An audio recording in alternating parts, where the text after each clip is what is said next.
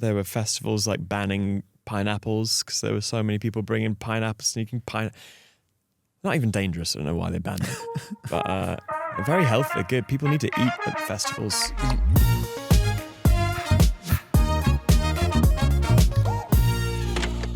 Hello, beautiful human. We ready to go? I'm Zach. That's Stanley. Yep. Welcome to the studio. Dave Bayley, but you are known as Glass Animals, right? Yeah. It sounds weird hearing that actually, somehow. I don't know why.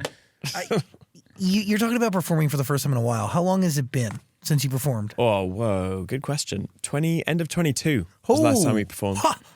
Yeah. So what's the deal? Do you practice, grab a rehearsal room extensively, or do you just like literally show up to the venue night of performance and figure it out? I mean, there's a little bit of that. It's so different being on stage to rehearsing in like a studio space, a rehearsal space. It's just, as soon as there are people there, it's like the intensity is 100-fold. It's bonkers. So everything feels like you're running for the first time again. Feels like you're like getting on that bike for the first time in a long time. Comes back, but you miss the pedals a couple times. Do you need the pressure of the people and the performance actually closing in on you to figure that out in a way that's not just efficient but effective? I think it's important. It's important. So that's what we were doing last night was like we did it in the middle of the desert. So anyone who wanted to come could come, but it was an effort. They wanted to be there. It took them like 3 hours to drive there in the middle of nowhere. Well, and so you also better put on a fucking show. Well, that was what I didn't realize till I walked on the stage. I was like, God, these people have driven 3 hours. Oh my God, we gotta they worked hard. Can't get out of this easy. But yeah, we sprinkled a couple little presents in there. We played a tiny bit of something unreleased. That totally backfired because we kind of was like, should we just try a little bit of this one song that we've never played before live? And everyone was like, yeah, and played it just the first 40 seconds. And then I was like, cool, that's enough. That's enough. And we got booed. Was it bad? It was like a cheeky They boo. wanted No. more, They wanted to hear the rest of it. And I was like, we can't actually play the rest of it. I'm so sorry. That's as much as we can actually play of that song. Because you don't know how, or why did it stop there? We just have, you know what? We could probably just about hack our way through, but I wouldn't want to put that on them. So what is the deal with that? Because you all have known each other for so long at this point. You've been making music for a very long time. Not every band could just get together and not have to practice really before performing, for the first time in 2 years. There has to be some connectivity that's been established and We've known each other that long. Yeah, the muscle's crazy. They're also good players. The guys are really good players. They're jazzy. They can do whatever. For them playing these songs it's probably relatively easy. I'm sure that they're tough parts. They're very difficult parts. But for the most part, when you can go it's not so hard to just go dun dun dun. Yeah.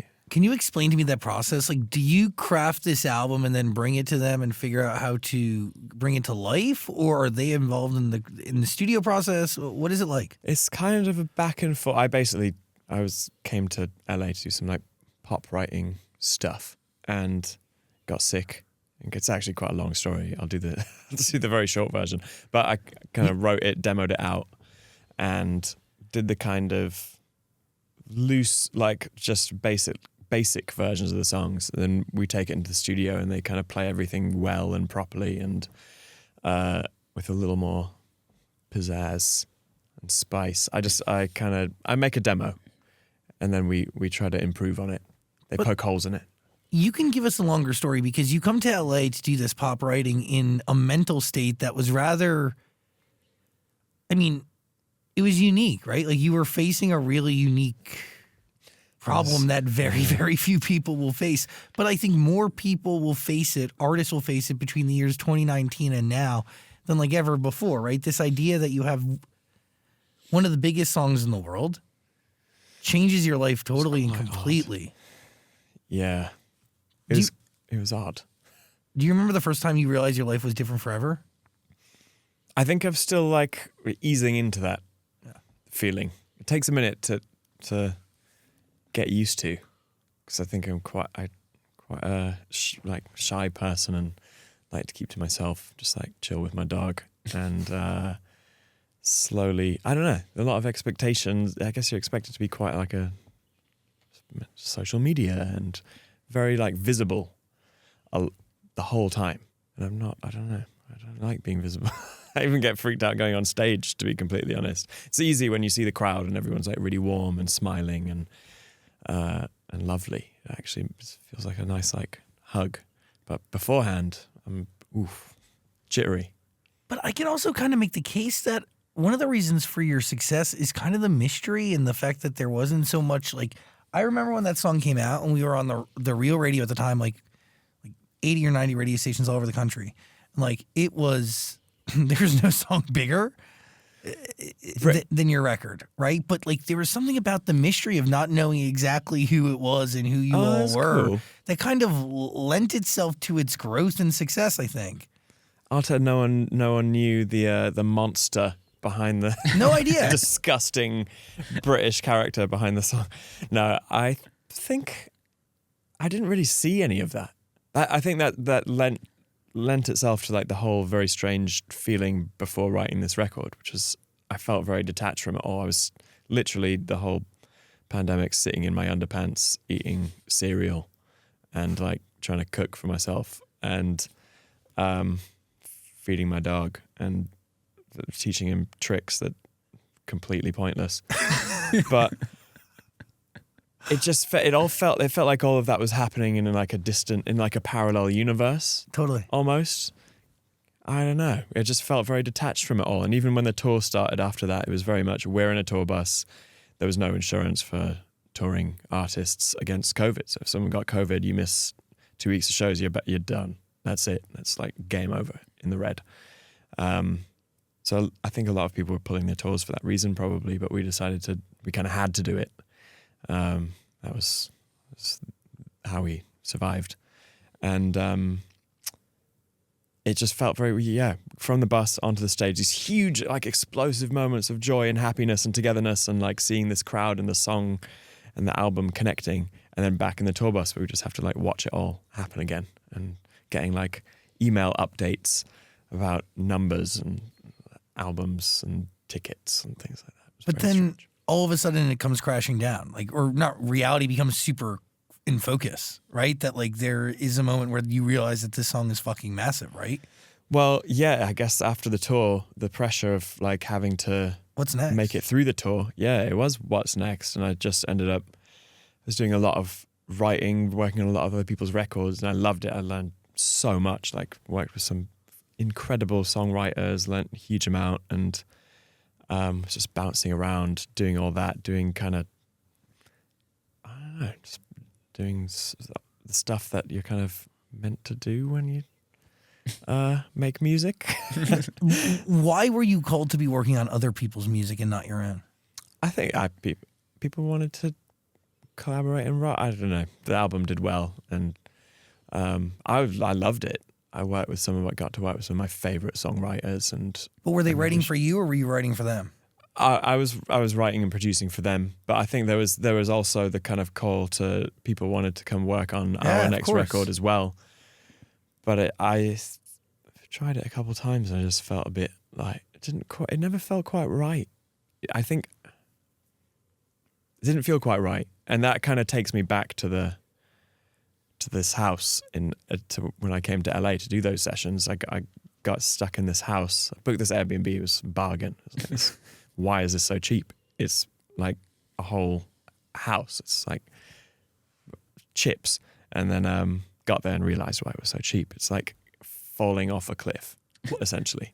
It's a beautiful place and the view is amazing. You look out over the valley and it's like really, really nice. But it's one of those like stilt houses. Terrifying. So Terrifying. scary, yeah. Absolutely terrifying. And so I was in this house and I think I got the flu or something. So I cancelled all my sessions. So I was meant to be doing all the writing sessions. And it started to rain. Like the atmospheric river came. Do you remember that? Were you here for that? Yeah.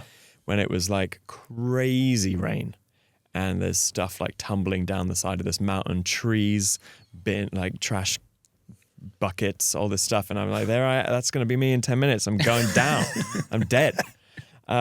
and I can't leave. Like the roads are flooded. I'm stuck up here. I'm just cooking myself, getting through. I had bought myself like some peanut butter, some jelly, and some eggs before moving into this house, just so I had something to keep going.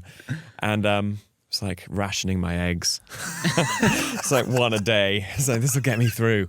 A little bit of jam, just like getting through. It's like, this is the end. This is really it. And but it forced me to like.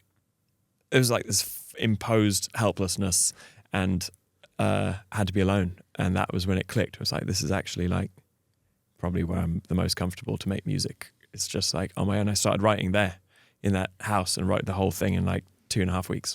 So you really go to LA with the intention of writing for other people. But then because nature literally forces you to be alone, you end up writing an entire album for you. Yeah. Yeah, it feels really selfish when you put it like that. No, it's awesome. No, the universe needed this to happen. It felt, I don't know. Yeah, so did you. I guess it was a weird strike. And I'm not dead. So that's the other thing. Like something was aligned. Well, you have an album full of love songs, correct? Yeah. And it happened. In the face of death, you write fast. I did. I had to get it out before the doom. For the end. But did you do it really all by yourself? The writing, yeah. The writing and the production. Yeah, we didn't actually work with anyone else on this record. So also at the same time, you have all these producers and all these cool people wanting to work with you because you've had the biggest song in a long time. And it's just you. Yeah, it just felt, it just felt a bit more natural, I guess is the way to phrase it. You can't make, I think, you know what, I was thinking about this the other day, and I basically realized you can't, I'm quite self-conscious and quite like shy, as I said, but when it's just you can't really make any mistakes. You can't really say anything you can't say anything wrong. You can make the mistakes and then just rub them out and no one's ever going to know. So you can try stuff, you can really experiment, you can push yourself and not feel self-conscious if you do something wrong. How do you know you're making mistakes? It's crap, I think. You feel it? Yeah, who knows? Maybe there's I think I wrote like 60 songs for this album in total. And we have 10. I've put 10 on the record. I've really like refined it down. I didn't want any song to do the same as another song. I wanted them all to like fit these different, that just fit together, and none of them touched on the same ground, really. Are you using a theremin on the first song? Do you know what a theremin is? Oh, yeah. You are. It does sound like a theremin, doesn't it? That's a guitar. That's a guitar with like a slide. Sick. Pretty similar though. My producer brought it to me. She's like, listen to this. What is this? And I'm like, I thought it was a fucking theremin. I wish I had a theremin. Yeah, they're kind of hard to come by these days, I think. I don't know. All that stuff is so expensive now, but you don't. It's nuts. You don't need so much. I was stuck in that house I had a guitar and like a tiny little like interface thing that I could plug the guitar into and record it. And I had a little 25-note keyboard, and that was. You can write anything like that. So, when you're working alone, how do you know something's done? That's another good question. Sometimes you don't. I'm a really, really big advocate of giving yourself a deadline, and I think you just have to remember that a song and an album in particular is like a picture. It's like a portrait of what you can do at that period of time. It's like a newspaper almost, because you could just keep refining and you change as a person, and you keep changing as life goes on. So you would just keep changing the music as you learn and as you get hopefully better or worse. You'd keep changing the tunes and adapting them, and you could do that for your whole life if you wanted to. But I set a hard deadline. When did you realize you were writing all love songs?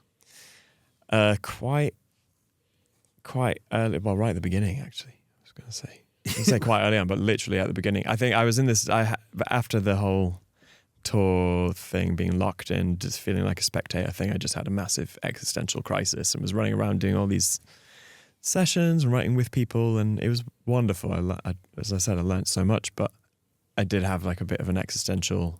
Felt so detached from reality. I was like, who am I? What am I? What does all this mean? What is life? What is the meaning of life? We're so small. Everything is pointless. Doom.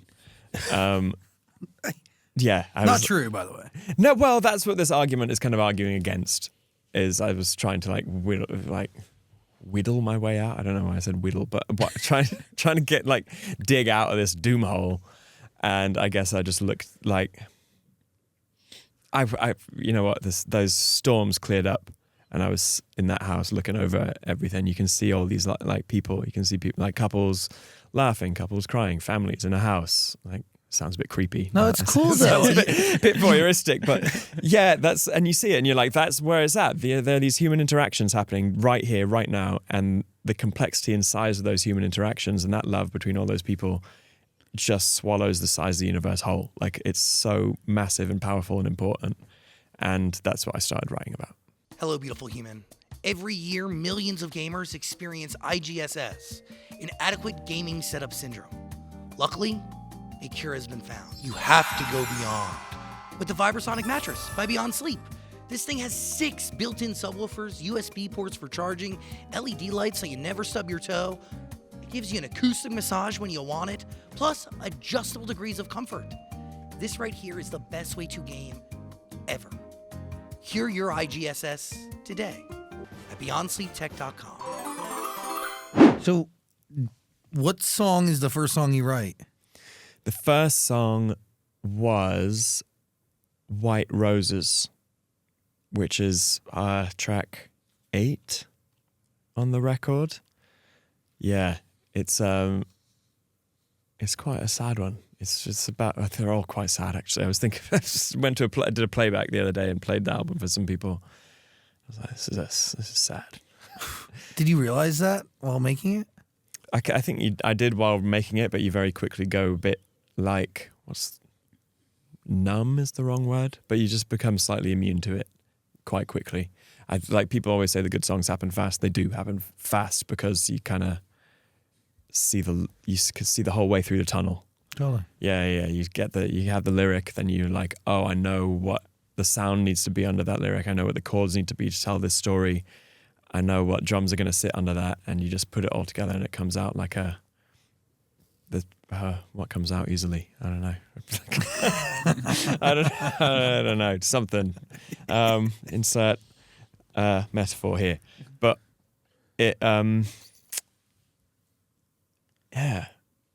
That one just came first. I don't know why. They came fast. But that one did come first. It's about like, and maybe there's something in that, the reason it came first. I've never thought about why it came first. But it's about like basically realizing that you can't be who someone wants you to be. You love this person so much, and you know that they love you, but something isn't right inside of you. It feels like a bit of a lie somehow to keep that relationship going, and you know you're going to break their heart, and knowing that you're going to break their heart, that breaks your heart, and that's where that song begins. Hard situation to be in. Yeah. Thinking about it, trying to explain it is quite sad, but it's optimistic at the same time. I guess it's saying like that experience in itself is still wonderful. Like, at least you had that. That's amazing. Did you need to hear that? What, me saying that right now? I mean, in the song, like, there's a reason why you put it out there. On some level, I'm sure. Yeah. I mean, maybe it was me trying to like make myself feel better about something. When you're in a room alone, eating eggs every day, like, your brain goes to weird places, and I think you start to like relive memories and start to dissect them a little bit. Yeah, reflection. Yeah. You kind of live off the nostalgia when you're not able to go out into the world, maybe. Oh, 100%. I mean, dude, COVID was a huge example of that. Yeah, that was a huge example of that. Everyone dove right back into their past, didn't they? Yeah, where we've been, not where we're going and where we're at. Oh, no one could go anywhere. Yeah, you couldn't palate the reality. Saying that, I've heard stories of people here in LA. They're like, oh, I went for a nice sunny run every day with my dogs, and then I went to the beach. Oh, you had a song change the world at that time. That's crazy shit. That is crazy to like, because there's a lot of hits during that time, but very few have stuck around still to this day, you know? I wonder if it's going to give everyone this, like, kind of, it's going to start coming on if it comes on the radio, you hear it in a gas station, give people this, like, flashback, this post-traumatic flashback to... Well, I mean, by the way, studies will be done on that, okay? Oh, my God. Yeah. But it is do you feel the timeless energy around that song? Is there a timeless energy around it? I mean, how are the checks? I don't know. It's not about the checks. You know? Oh, that's a good indication if it's timeless energy or not. Yeah. It's a weird one because for me, it's like it's the most personal song off the last record. And it's like at the end of the album too. It's not like, I was like, this is too sad. I don't know if this is good. I really liked it. I thought it was my favorite song on the record, I think, because it's like, for me, the most emotionally punchy one. And that tends to be my like gauge. If it makes me like, if it hits me in the heart, that's the one for me. And it did that. But I thought it might be too much of that to like do what it did. Just because sometimes people, when you listen to the radio, you don't want to cry the whole time. That'd be awful. Yeah, but you disguise those lyrics well. Like you really got to listen to it a couple times to get the full story. It's such a flow and vibe. Like you really get lost in it. Yeah, maybe I didn't pronounce the lyrics properly. By the way, that is something that is, not my producer came to me and she's like, I've had to listen to and I've listened to the album twice. But she's like, I've listened to this album so many times because I could not, the diction. And I have a bunch of lyrics. Just want to get them all right. Oh, good. I mean, I think maybe that's a bit of like, I'm trying to hide behind something a little bit there. Interesting. Yeah, now that you say it. Because you have good diction in person, I try. I've been told it's terrible, so I've been working on it a little bit. No, it's good right now. Is it you can understand me? Yeah. See, that's good. I used to just mumble the whole time. But so you're telling, interesting. You do it as like maybe like a little bit of a guardedness, like a little bit of a defense mechanism in your records. Yeah, I guess you can hide behind it if you kind of blur the words a little bit. Totally. Yeah. Totally. Yeah, it's a good point. Are you Maybe subconsciously I was doing it. That's the thing. What are you thinking? I'll say, is that why you started using autotune and filters on your voice in the first place? Big time, especially on the previous album. This album has a lot less, there's still some like filtering and distortion on certain songs, but on the previous record, the autotune, that was the last record, Dreamland, was like the most personal record at that point, and I was shy about it. So that's what I did, yeah. In retrospect, it makes it a lot easier because it kind of depersonalizes it. Well, I've heard you say you also don't like the sound of your own voice, so if you put a filter on it, it kind of separates you from the person singing. Yeah, it doesn't sound like you. But that's a cheap trick. I shouldn't do that anymore. Yeah, it's an easy way out. Yeah, but it is still you. And are the songs ripped from your reality? Like, are they your stories? Yeah, the previous album, yeah. First album, very abstract. Second album, very like it was other people's stories that I'd kind of met along the road and kind of identifying with those people's stories. Third album, memories, quite very personal. And then this album is like recent, hardcore, intimate, personal stuff. But I've slightly abstracted a lot of it. Like it kind of, I don't know how to explain it. Kind of, there's like these abstractions and general, kind of, maybe they just go a step for like the first song, for instance. It's about a relationship I was really close to, Show Pony, and it's about these two characters. Like the first relation, it's the first song on the album. It's like a table of contents almost. The first relationship, the first blueprint of love any of us have is probably whatever relationships we're exposed to growing up, be it like a mum and dad or like a friend and partner, uncles, all that, your older brother, that kind of thing. And Show Pony is an example of one of those relationships, and it kind of goes through all the ups and downs, presents all the different sides of love, all the complexities of it. But then it takes it to another level, and one of the characters sets the other one on fire in an act of revenge and smiles. And that's like, that didn't happen. That's good to know. It's like a what if, and there are a lot of what ifs in this record. Yeah, what if this happened differently? What if this happened differently? Why did you personally need to explore those what ifs? I think it was the existential crisis, man. I had a big existential crisis sitting in that house. Thinking about what it all, Teetering on death, literally. Looking into the eyes and the jaws of death. I had an existential crisis, and you just start to think, what if I did this differently? Why, like, but I guess the ultimate conclusion is like, that probably doesn't matter. You can spend all day, all night thinking about what if and keep you awake forever, thinking, what if you did this little thing differently? But at least, it's still a beautiful, absolutely beautiful thing that it happened the way it happened.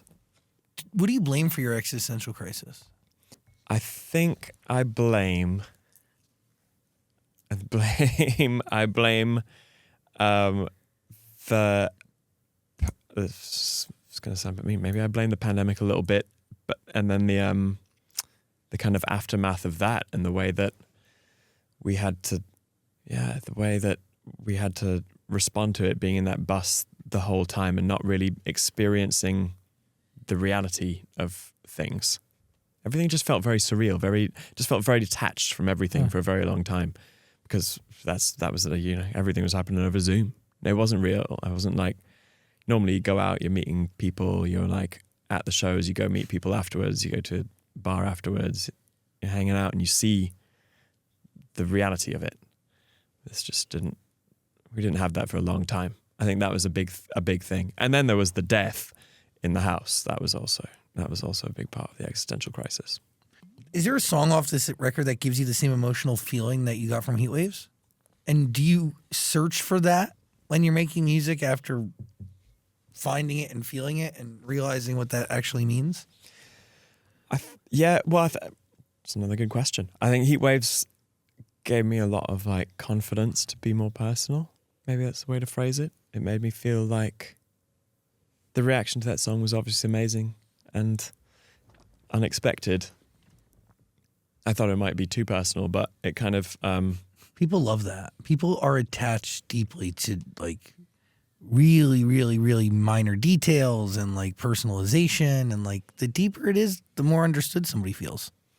Yeah, I guess I didn't really see that before, but the response from that, and the response from like from everyone on that really gave me a kind of push to just be more comfortable doing that, to be more personal in writing. And so this whole album is a lot more personal. It's a lot more in the vein of Heat Waves, in that it's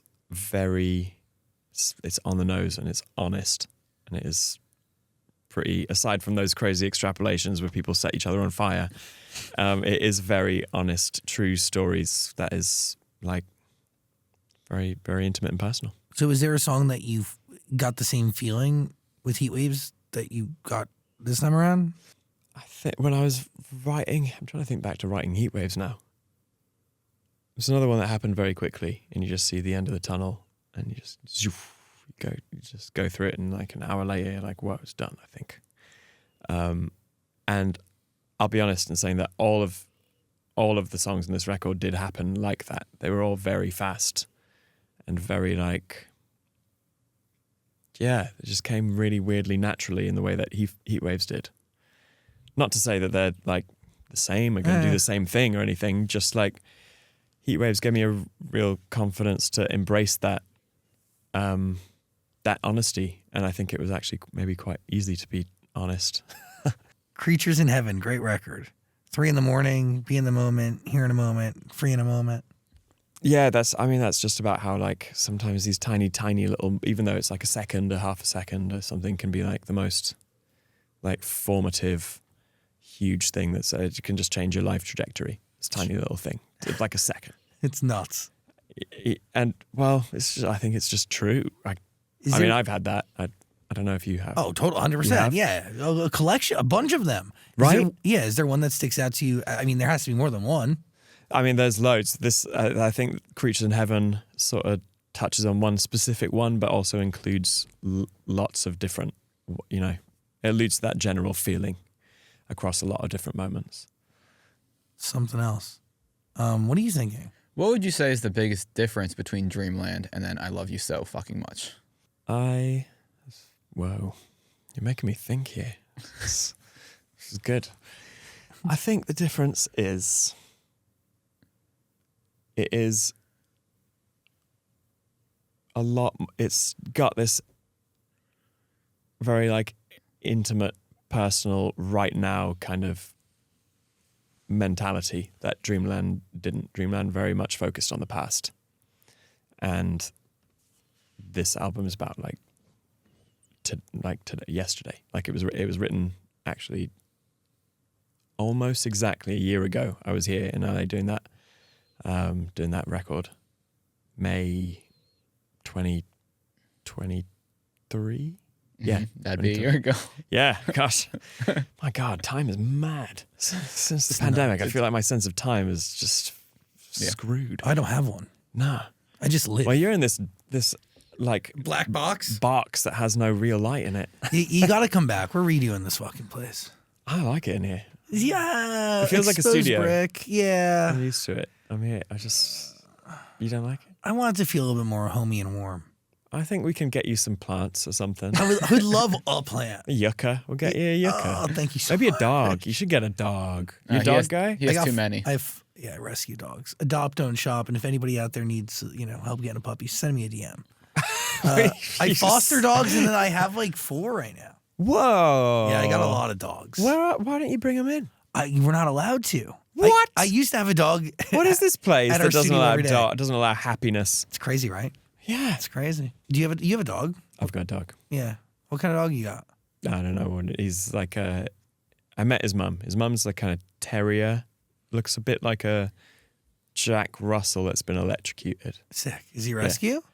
No. So he came from a lady who's her personal dog Oh, yeah. got, and she was Knocked up, and she had to get. She was getting rid of puppies, and yeah, I've just saw him on Gumtree. Do you have Gumtree here? No, what is Gumtree? Oh, it's like Craigslist or something. And he looked into my soul. I was in my pants during the pandemic, looking for happiness somewhere in life, and there he was, a little 5-pound bundle of love. And I miss him. Oh, Yeah, he's a sweetheart. you'll be home, Jim, soon. I will. Yeah, I'm going to try and bring him out. I'll bring him next time I come in. That's hard though to bring him here from the UK, right? Is that where you live? Yeah. It's tricky. Yeah, it's tricky. you But like- I've got a plan. It's all right. Don't reveal it here. I feel like the government could be watching. Really? I don't know. They're watching you? Safety What have fucking you done? first. You on some kind of I can't talk about it. I Oh, can't talk about it. But I Love You So Fucking Much is waiting for you right now on Amazon Music. If you want to listen, link below, click it, and the entire discography of Glass Animals is waiting for you. Can you explain? I'm sure you've done this 1,000 times. The name, like, is it I haven't done it 1,000 times actually. really? Yeah, I feel like that's like one of the most basic questions somebody can ask you. I mean, my mum asked me. Oh, She asked me if she asked me if the U was for her, and it's like it's about me, and I was like, no, mum, it's not. It's come on, chill. She also asked. I played the album the other day. She said, "Why are you so sad? What did I do wrong?" She said. I was like, "I'm not sad, mum. You did nothing. You're great." But it is quite a sad. It's a sad record, but sad like optimistic. Yeah, sad happy. Sad happy is what I got from it. Yeah, good. Okay, you got the intention. My mum just sees sadness Well, in things she's in looking- general. She could look at a rock and see sadness. See the frown. If your mom's not the you, who is the you? The U is big. This is what I told my mom. The U is very big. It's like each song on the record is a different story, different side of love. All the good, bad, hate is a type of love. You know, it's complicated, and each song is meant to touch on a different side of it. And so the U is to all those people and all those songs, but the U is also to the album, which is like a child of mine. You know, it did a lot. I almost felt like writing it was like a therapeutic process. So it's to the album, and it's also to like the U is like love itself, and it is to everyone who listens to the record as well, who's made it possible to even write another record. It's just big. It's a massive, huge U that's all encompassing. The universal you. Universal U. It's a big U. It's just I was trying to think of the kind of biggest expression of love that you could say, and that was it. I love you so fucking much. But am I allowed to swear? Yeah. Oh, okay, good. Well, I've done it now.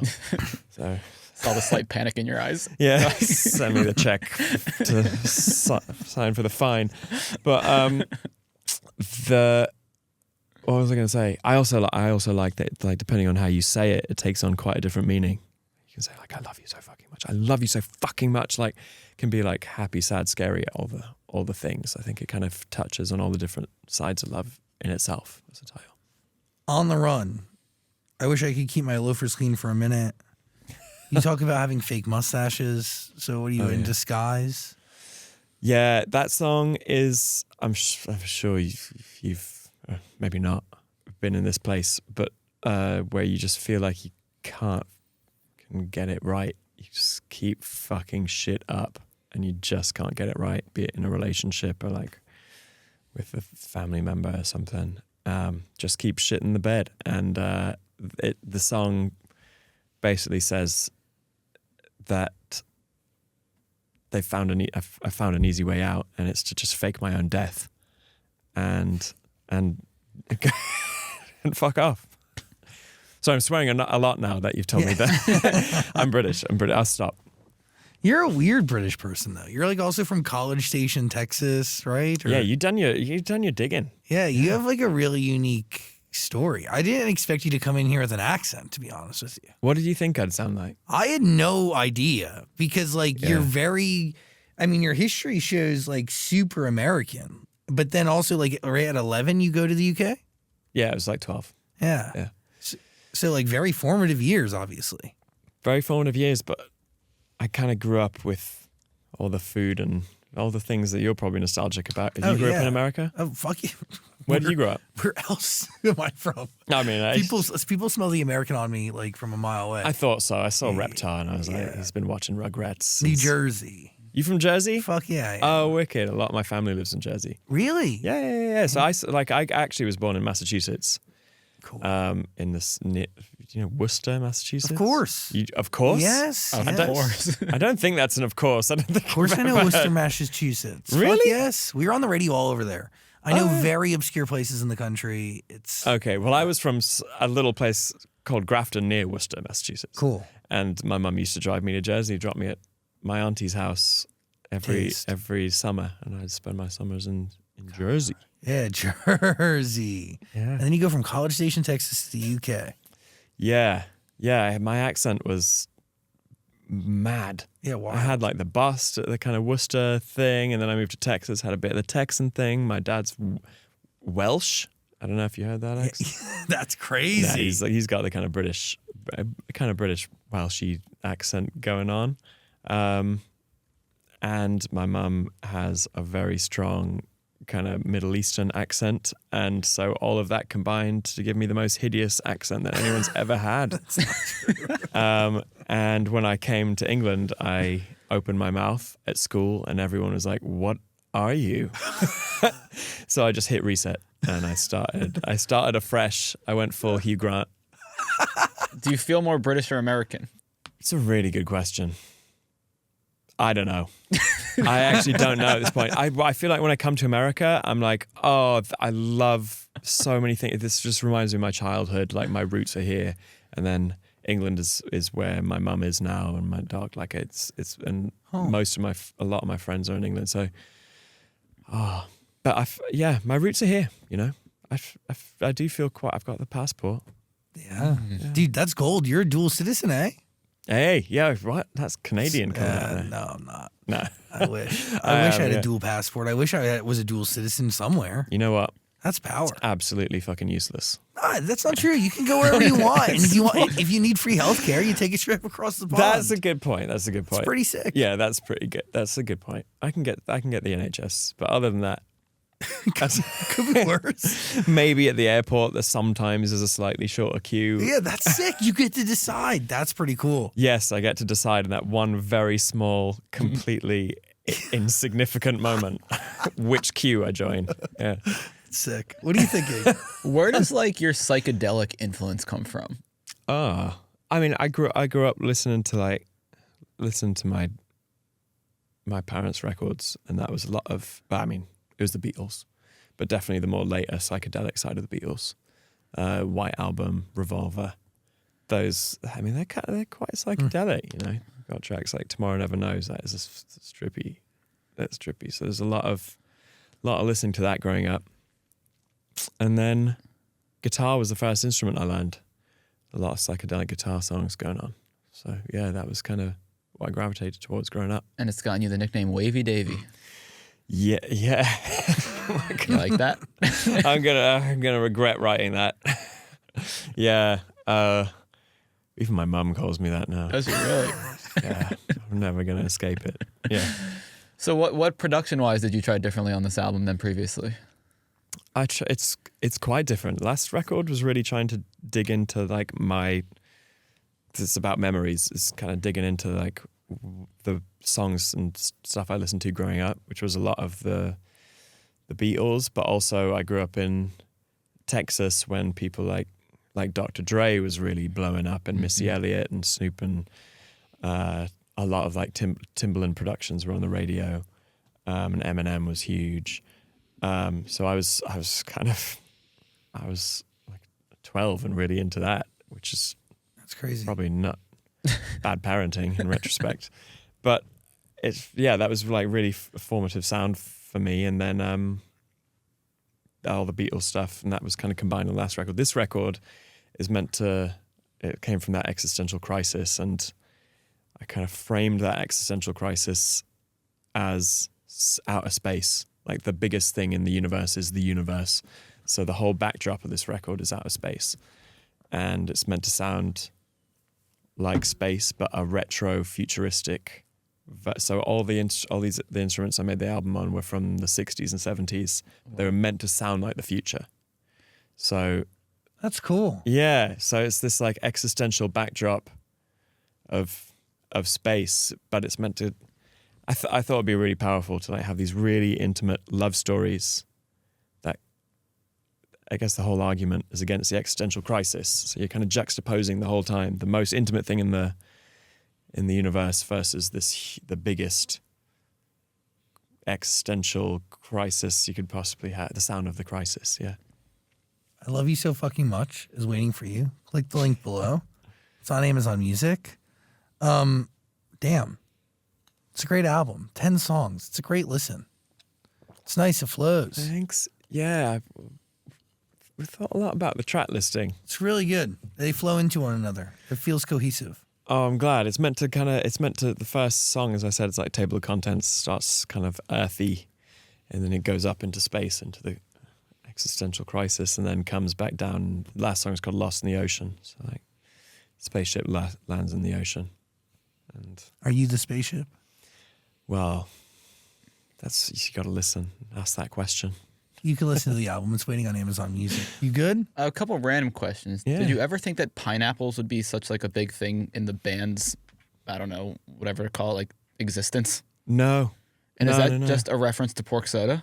Frankly, it got so out of hand that I struggle to wrap my head around it. There were festivals like banning pineapples because there were so many people bringing sneaking pineapple. Not even dangerous. I don't know why they banned it, but very healthy. Good. People need to eat at festivals. Like a lot of people, I've been to festivals in England, and people need the vitamin C that is in the pineapples. So it's really bad they took them off them. But it just got totally. It started as a joke. Someone brought a pineapple to a show. This is the first album that precedes that song. So you referenced pineapple before pork soda? Yeah, there's one on the album cover, the first album cover. Oh, that's and Pork right. Soda was album 2, so someone brought a pineapple to a show, and I put it on a guitar amp, and then it just became like a thing that has destroyed the entire like farming capacity of pineapples in the world. Yeah, You're responsible for the surge in demand for pineapples? yeah. The Dole market share price has probably rocketed off the back of that. What's it like to have so much power? It's crazy. Oh yeah, it's real power. Listen to I Love You So Fucking Much. It's waiting for you on Amazon Music. We really appreciate you, Wavy Davy. It's such a pleasure. Thanks. That was it's really fun. Yeah, come back whenever you want. I'll come. Yeah, if you tell me when, We're always here. I'll come. If there are dogs next time, I'll definitely come. I'll figure it out. I got enough of them. All You right. good? Well, I know you've talked about it, but can you tell us the connection between Heat Waves and Johnny Depp? Oh, whoa. I keep forgetting that was a thing. I mean, I just learned about it. And I was like, I You did? was never expecting that to be a I thing. wasn't expecting it. It was super weird. It's possible that it was a dream. What? No, it wasn't a dream. It definitely wasn't a dream. I wrote that song in a studio in North London, and I thought it was super late at night. I thought I was alone, and I was just started playing the guitar, wrote the guitar part, and then the vocal just came out and did it. And like an hour later, had the song. I was like, cool, this sounds pretty good. I'm just going to listen down, push play, blasting it out the speakers, and the song finishes, and I hear someone behind me, like kind of tapping away on something, and I turn around, and all I can see is this hair, and like a glass of wine coming out from underneath the hair. And I was like, whoa, holy shit! There's someone in the room. Who are you? And they swiveled around their chair, and it was Johnny Depp. And I was like, what are you doing? What are you doing here? How did you get here? It turned out he was looking for the bathroom. He was working. There was another artist upstairs that he must have been friends with, and he got lost and just wandered in, decided to sit down and chill. And then he did an impression of George W. Bush. What? That was uncanny, and that was about it. And he was just like, gotta go. He just vanishes? He just snapped his fingers, and it was just like puff of smoke. He was gone. And he was like one of the first people to ever hear the song. I think he was the first person to hear that song. That's crazy. Yeah, aside Wild. from myself. Yeah, it's pretty weird. It's pretty weird. I don't know if he liked it. I should have asked him, really. He just started talking at me, and I was just like, oh. Yeah. Very odd. That is one of the weirdest stories I've ever heard. It's super weird. I still don't quite believe it myself, but it's like, yeah, it's true. Have you met him again since that? No. And you never will. No, I don't. I don't even know He if you definitely want wouldn't to. remember me. Yeah. There's no way. Like, do you think he hears that song moving forward? Like, because he does, right? Like, he's existing in the world. The song's everywhere. I wonder if he puts two and two together. I doubt it for some reason. He's busy. Well, Johnny. Yeah? Well, Johnny Depp, if you have TikTok, You ask him. You see this. Yeah. Let us know. Ask him. That's crazy. Yeah, pretty wild. Pretty wild. The universe is wild. Listen to the album. I Love You So Fucking Much. There's a link below waiting for you. You good? Yep. My friend just wanted me to tell you that he will walk down the aisle to Gooey when he gets married. No way. Yeah. This has been his favorite song since came out in 2014. That's a really weird song to walk down the aisle. I know. He loves it. He said he will walk down the aisle to Gooey the day he gets married. I'll say he's got to send me a video because I just want to see that. Yeah. And see the reaction of, I don't know if he's planning on having like a big wedding, little wedding, whatever, but the people watching will be weirded out, They're and like, I want to see that. They're like, what is this? Yeah.